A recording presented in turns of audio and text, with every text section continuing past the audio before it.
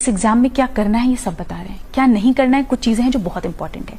पहली चीज जो मुझसे गलती हुई कि सिलेबस को बिना समझे properly I stepped into the preparation, तो ये गलती तो नहीं करनी है। पहले सिलेबस उठाएं, मेंस का बहुत ही डिटेल सिलेबस यूपीएससी ने दिया है, हमें ये देखना चाहिए।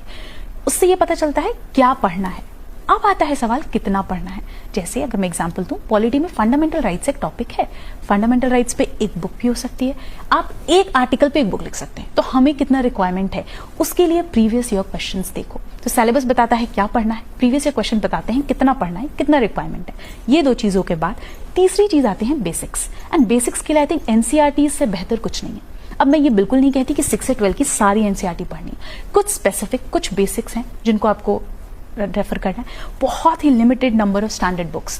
क्योंकि आई थिंक एक मुझसे जो गलती हुई कि वो मैं बहुत सोर्सेस को रेफर करती थी। अब जिस सब्जेक्ट से डर लग रहा है, जैसे हिस्ट्री वीक है तो हिस्ट्री के लिए मैंने कम से कम 10 किताबें पढ़ ली हैं। आप उसको कंसोलिडेट नहीं कर पाओगे, आप उसको रिवाइज नहीं कर पाओगे, तो अल्टीमेटली उस नॉलेज का कोई यूज नहीं है। तो ये भी मैं कहूंगी कि बहुत ही मिनिमम बुक लिस्ट रखो।